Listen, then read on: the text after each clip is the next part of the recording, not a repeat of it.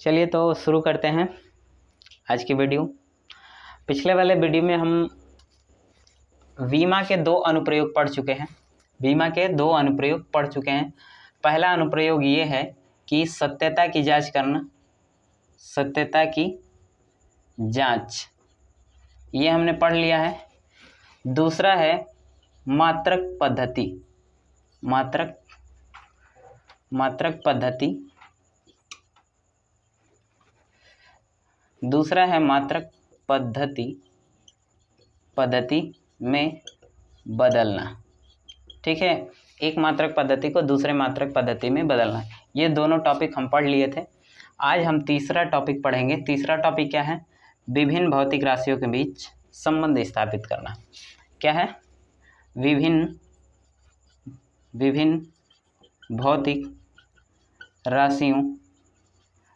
भौतिक राशियों के मध्य संबंध स्थापित करना। ठीक है, तो इस टॉपिक को हम देखेंगे। तो देखते हैं आज का टॉपिक क्या है। विभिन्न भौतिक राशियों के मध्य संबंध स्थापित करना। तो विभिन्न भौतिक राशियों के मध्य संबंध स्थापित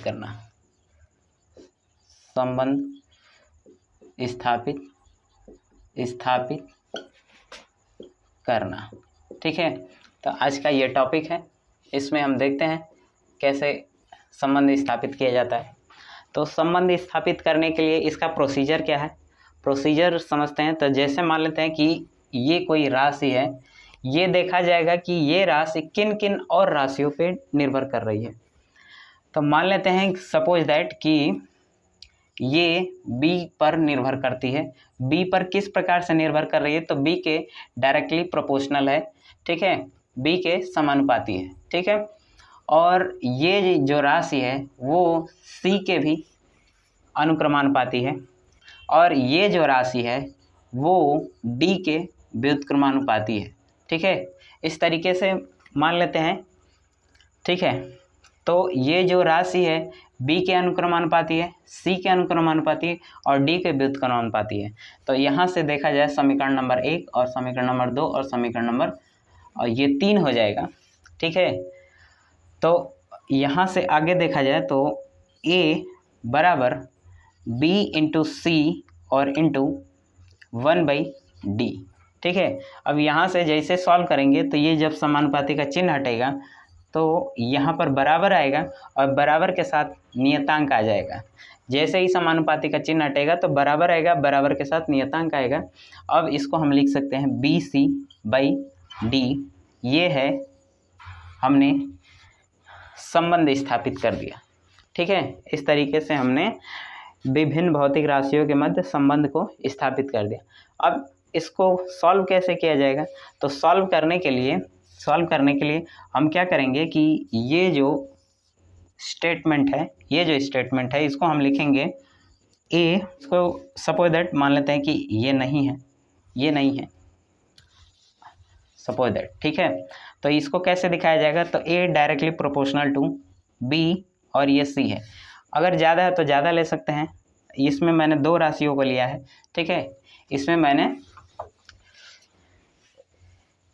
मैंने केवल 2 राशियों को लिया है। अब 2 राशियाँ किस तरीके से इससे संबंधित है।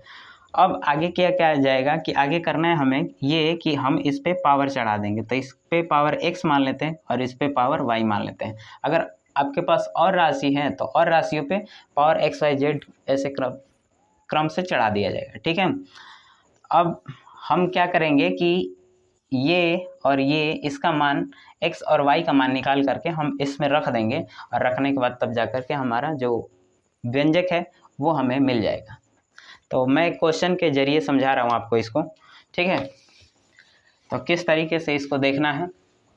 सपोज दैट ये क्वेश्चन है।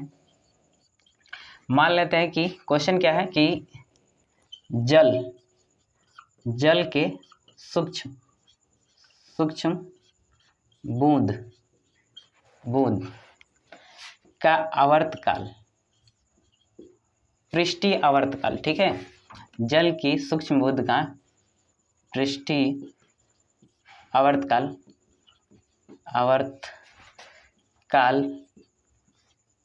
टी, ये जो टी है, ठीक है, जल का घनत्व डी,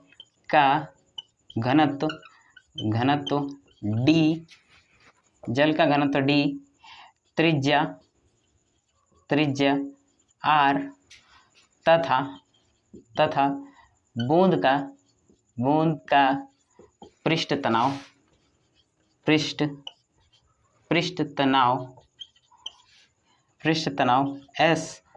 पर निर्भर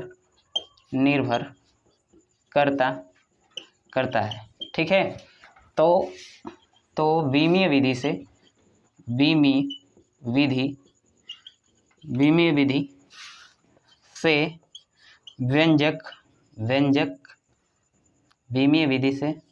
व्यंजक ज्ञात कीजिए, ठीक है।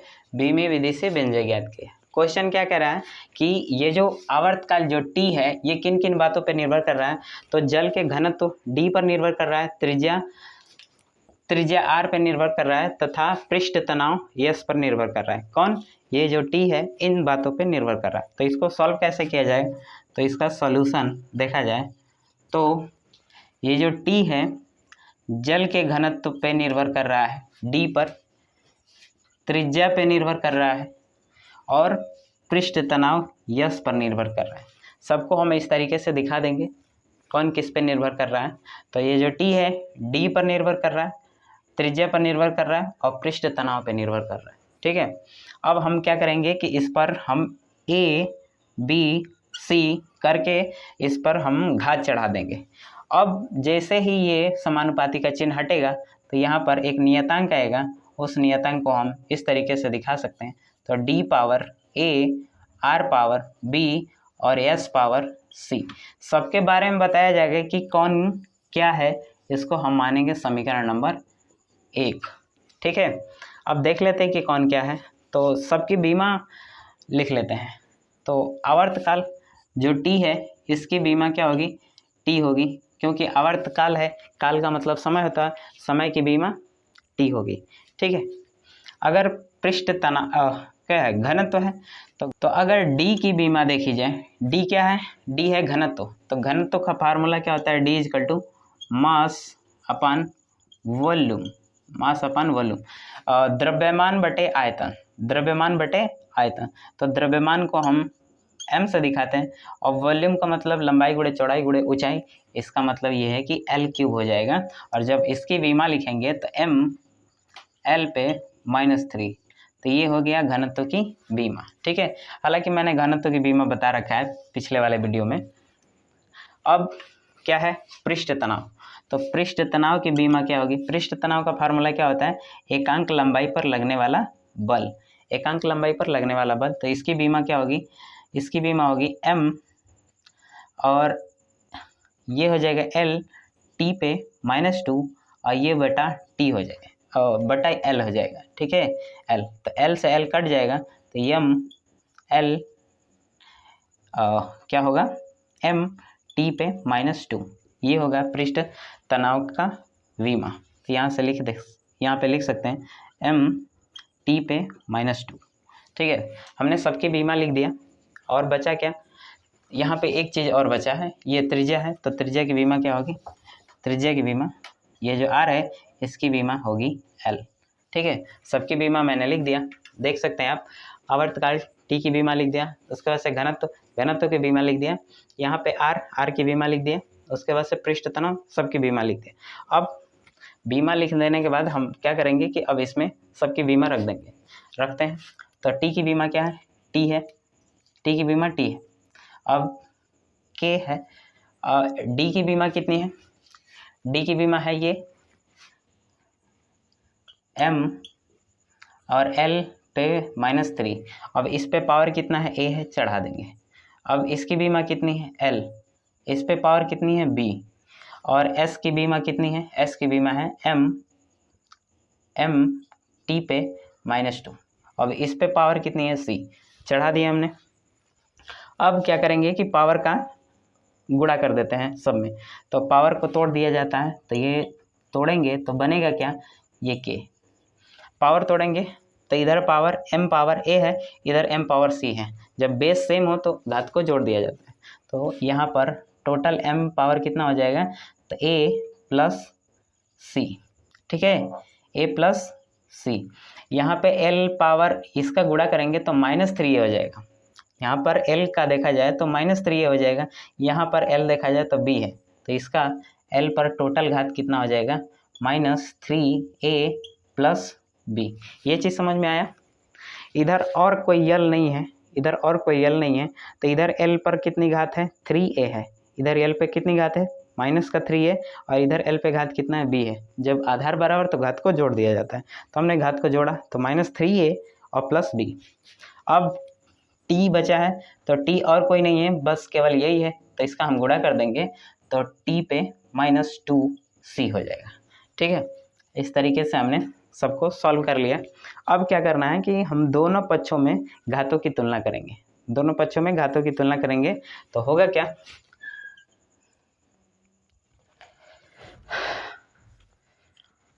दोनों पक्षों में घातों की तुलना करने पर, तो दोनों पक्षों में घातों की तुलना करेंगे तो होगा क्या, देखते हैं यहाँ पे तो किस तरीके से सॉल्व किया जाएगा इसको। तो दोनों पक्षों में घातों की तुलना करने पर, तो अगर इधर इस पक्ष में देखा जाए m, तो m नहीं है, इस पक्ष में देखा जाए तो m नहीं है, और l नहीं है, केवल t है। तो इसको हम लिख सकते हैं, जब m नहीं है तो m ला देते हैं, तो m पावर 0, t पावर 0, और सॉरी क्या है, l पावर 0 और t पावर 1 है। ये इस तरीके से लिख सकते हैं। ठीक है, ये इस तरीके से लिख दें, मैं नीचे लिख दे रहा हूँ, इधर जगह नहीं है, यहाँ पे लिख दे रहा हूँ। तो इसको हम लिख सकते हैं m पावर 0, l पावर 0 और t पे 1। ठीक है, बराबर ये k हो जाएगा। अब इसको हम क्या लिख सकते हैं, m power a plus c और l power -3a plus b और t पावर -2c। अब घातों की तुलना करेंगे तो होगा क्या, इधर m पावर कितना है, a प्लस c, और इधर m पावर कितना है, 0, तो a plus c is equal to 0। ये समीकरण नंबर 2 हो जाएगा। ठीक है, समीकरण नंबर 1 ये है, समीकरण नंबर 2 है। अब l की तुलना करें तो यहाँ पर l पर पावर कितना है, -3a प्लस b, और इधर कितना है, 0 है, तो -3a plus b is equal to कितना हो जाएगा, 0। इसको मान लेंगे समीकरण नंबर 3, और ये इसकी तुलना कर देते हैं तो -2c इज इक्वल टू 1। इसकी पावर कितनी है, 1 है, इसकी पावर कितनी है, -2c है। इसको समीकरण नंबर 4 मान लेते हैं। समीकरण 1, 2 और 3, समीकरण 2, 3 और 4 से हम a, b, c का मान निकालेंगे और a, b, c का मान निकाल करके इसमें रख देंगे समीकरण नंबर 1 में। ठीक है, तो रखते हैं। तो यहाँ से अगर देखा जाए तो c की वैल्यू कितनी आएगी, c की वैल्यू ये माइनस उधर चला जाएगा, तो 1/2 नेगेटिव का होगा। c की वैल्यू कितनी आ गई, 1/2। अब c का मान हम समीकरण नंबर 2 में रखेंगे तो a का मान निकल के आएगा। तो a का मान कितना निकल के आएगा, c का मान हमने रखा है यहाँ पे -1/2। जब इसको पक्षांतर किया जाएगा, -1/2 को पक्षांतर करेंगे तो ये प्लस का 1/2 आएगा। अब हम क्या करेंगे कि जब a का मान निकल गया तो a का मान देखेंगे कि a है कहाँ पे, तो a हमें b का मान निकलना है, तो a यहाँ पे दिख रहा है और b यहाँ पे दिख रहा है, तो अगर a का मान यहाँ पे रख दें तो b का मान आसानी से निकल जाएगा। तो यहाँ से b का मान कितना होगा, तो b का मान निकालने के लिए यहाँ पर हम लिखेंगे -3 और 1 का वैल्यू कितना है, 1/2 plus b is equal to 0। तो यहाँ से ये कितना हो जाएगा, -3/2 plus b is equal to 0। अब इसको पक्षांतर करेंगे तो b की वैल्यू कितनी आएगी, प्लस का 3/2। ठीक है, तो हमने a, b, सी सबका मान निकाल लिया, तो v की वैल्यू कितनी है, v की वैल्यू आई 3/2। ठीक है, v की वैल्यू कितनी है 3/2। अब सबका मान हम ले जाके समीकरण नंबर 1 में रख देंगे। तो रखते हैं, तो यहाँ पर ए बी तथा c का मान 1 में, ए बी सी का मान 1 में, तो t इज इक्वल टू होगा क्या, t इज इक्वल टू क्या होगा k और d ये हो गया d, इस पे पावर कितनी है a है, तो a का मान कितना है, a का मान है 1/2। ठीक है, r है तो r पे पावर कितना है b है, b का मान कितना है 3/2। ठीक है, अब s पे पावर कितना है c है और c का मान कितना है -1/2। ठीक है, अब इस तरीके से हम इसको सॉल्व कर सकते हैं। आप यहाँ पे देख सकते हैं कि यहाँ पे पावर क्या है 1/2 है, यहाँ पे पावर -1/2 है। तो जब भी पावर 1/2 होता है तो उसका मतलब होता है रूट। ठीक है, उस राशि को हम रूट में रख देंगे। तो यहाँ पर हम इसको रूट में रख देंगे, यहाँ पे भी इसको हम रूट में रख सकते हैं, लेकिन ये फार्मूला दूसरा होगा। कौन सा फार्मूला लगेगा, यहाँ पर ये वाला फार्मूला लगा देंगे। यहाँ पे जो फार्मूला लगाएंगे हम a पावर -n वाला फार्मूला लगाएंगे। ठीक है, a पावर -n, तो इसको हम क्या लिख सकते हैं, 1 के बटा में ये पावर आके प्लस हो जाता है। ठीक है, 1 के पावर में 1 के बटा में आके ये पावर प्लस हो जाता है। अब जैसे मान लेते हैं कि ये है, इसको हम कैसे लिख सकते हैं, तो d का पावर 1/2 है, तो इसको हम लिख सकते हैं रूट में d। रूट का मतलब होता है पावर 1/2, रूट का मतलब क्या होता है पावर 1/2। अब यहाँ पे इसको कैसे लिख सकते हैं, तो यहाँ पे मैं इधर दिखा दे रहा हूँ आपको, इसको कैसे लिखा जा सकता है। तो यस को, यस पावर कितना है 1/2 माइनस का, तो इसको हम लिखेंगे, इसको क्या लिखा जा सकता है 1/s पावर 1/2 हो जाएगा प्लस का। आप देख सकते हैं यहाँ पे कि अगर ये नेगेटिव है, 1 के बटा में आके पॉजिटिव हो जा रहा है, तो ये नेगेटिव है तो 1 के बटा में आके 1/2 जो है नेगेटिव था, तो 1/2 अब क्या हो गया पॉजिटिव। और 1/2 का मतलब क्या मैंने बताया, 1/2 का मतलब रूट होता है। तो इसको हम कैसे लिख सकते हैं, तो इसको 1/√s हो सकता है। ठीक है, 1/√s। अब सब जान गए, अब बचा कौन, ये, इसको कैसे लिखा जा सकता है, तो इसको लिखा जा सकता है, इसको मैं लिख के दिखा रहा हूँ। इसको हमने देख लिया, इसको देख लिया, अब बारी है इसकी। तो इसको कैसे लिखा जा सकता है, r पे पावर कितना है 3/2 है, तो इसको हम लिख सकते हैं r पे 3 और इस सब का पावर कितना हो जाएगा 1/2। ठीक है, इसको हम इस तरीके से लिख सकते हैं। अब इसको कैसे लिखा जा सकता है, तो ये हो जाएगा 1/2 का मतलब होता है रूट, तो इसको हम डालेंगे रूट में और ये हो जाएगा 3। ठीक है, समझ में आया कि नहीं है, तो इसको हम इस तरीके से लिख सकते हैं। कैसे लिखा जा सकता है, इसको हम 3 को इधर गुणा करेंगे और पावर 1/2 हो जाएगा सबका, और पावर 1/2 का मतलब होता है रूट, तो इसको हम इस तरीके से लिख सकते हैं। अब आगे देखते हैं आगे कैसे लिखा जाएगा। तो जब सबका मान हमें पता हो गया कि इसको कैसे लिखते हैं, तो मैं यहाँ पे रख के दिखा रहा हूँ। इसका कोई काम नहीं है तो इसको मैं मिटा दे रहा हूँ। ठीक है, अब होगा क्या कि यहाँ पर t बराबर k, अब d को हम किस तरीके से लिख सकते हैं, d को लिख सकते हैं रूट में d। ठीक है, इसको क्या लिखा जा सकता है रूट में d, इसको हमने अभी दिखाया, क्या लिख सकते हैं इसको लिख सकते हैं रूट में r पर क्यूब हो जाएगा, और बचा कौन ये, तो इसको हम लिख सकते हैं 1/√s। ठीक है, अब सबको एक ही बार, सब रूट में है तो सबको एक ही रूट में डाल दिया जाए, तो t बराबर k और ये हो जाएगा dr3/s। ठीक है, dr3/s। तो ये जो है यही संबंध निकल के आया है t, d, r और s में। ठीक है, आवर्तकाल, घनत्व और त्रिज्या और पृष्ठ तनाव, इन सभी में रिलेशन ये निकल के आया है।